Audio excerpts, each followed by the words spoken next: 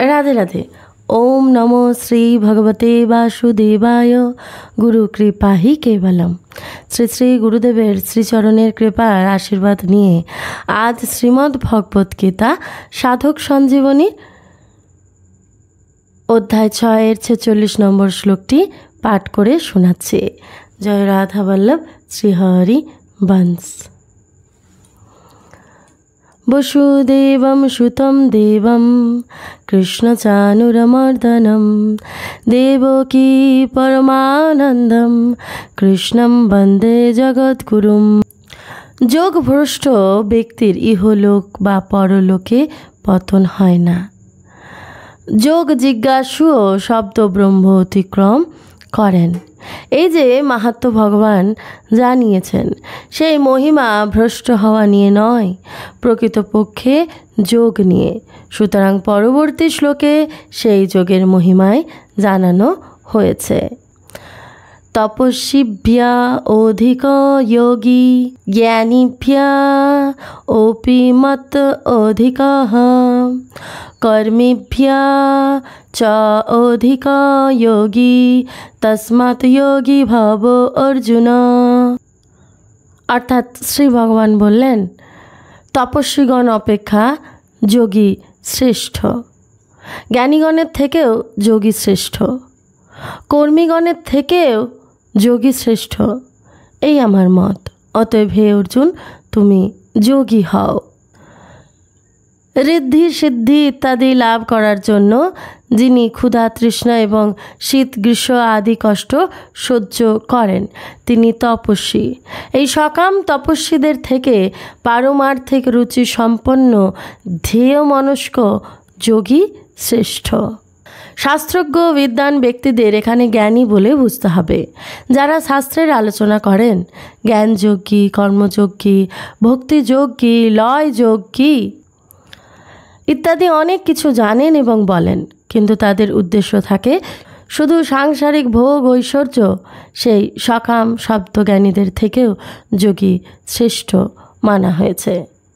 ইহলোকে রাজ্য লাভ হয়, ধনসম্পদ, সুখ, আরাম, ভোগ ইত্যাদি প্রাপ্ত হয় এবং মৃত্যুর পর পরলোকে উচ্চলোক প্রাপ্তি হয়, এবং যাতে সেই উচ্চলোকের সুখ প্রাপ্তি হয় এইরূপ উদ্দেশ্য রেখে, অর্থাৎ সকামভাবে যজ্ঞ, দান, তীর্থাদি শাস্ত্রীয় কর্ম সকল করেন সেই কর্মীদের থেকেও যোগী শ্রেষ্ঠ।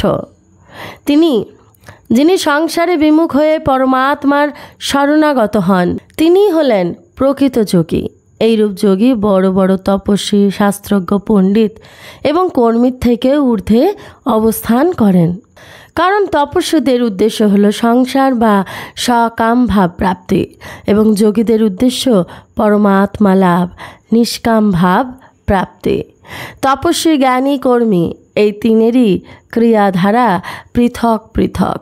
অর্থাৎ তপস্বীদের সহিষ্ণুতার, জ্ঞানীদের শাস্ত্রীয় জ্ঞানের, অধিজাত জ্ঞানের এবং কর্মীদের শাস্ত্রীয় ক্রিয়ায় প্রাধান্য থাকে। এই তিনেরই সকাম ভাব থাকায় এরা যোগী পদবাচ্য নন, বরং ভোগী হন। যদি এরা তিনজনে নিষ্কাম ভাব সম্পন্ন যোগী হতেন তাহলে ভগবান এদের সঙ্গে যোগীর তুলনা করতেন না। তিনজনের থেকেই যোগীকে শ্রেষ্ঠ বলে জানাতেন না। ভগবান এতক্ষণ যার মহিমা জানালেন তার জন্যই অর্জুনকে নির্দেশ দিচ্ছেন যে হে অর্জুন, তুমি যোগী হও, আসক্তি ও দেশ রহিত হও। অর্থাৎ সমস্ত কাজ করলেও জলে পদ্মপাতা যেমন জলমুক্ত থাকে তেমনি নির্লিপ্ত থাকো। এই কথা ভগবান পরবর্তী 8ম অধ্যায়ে বলে যোগ যুক্ত ভবার্জুন।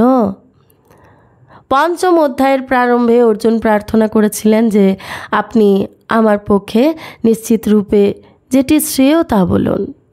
সেই জন্য ভগবান সাংখ্যযোগ, কর্মযোগ, ধ্যান যোগের সম্বন্ধে জানিয়েছেন, কিন্তু এই শ্লোকটির আগে কোথাও তিনি অর্জুনকে এই রকম নির্দেশ দেননি যে তুমি এই রূপ হও, এই পথে চলো।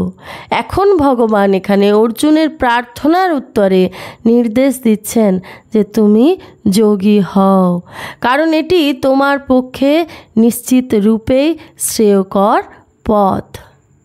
ভোগী এবং যোগীদের আলাদা আলাদা বিভাগ। ভোগী কখনো যোগী হন না, আর যোগী কখনো ভোগী হন না। যার ভেতরে সকাম থাকে তিনি ভোগী হন, আর যার মধ্যে নিষ্কাম থাকে তিনি যোগী হন।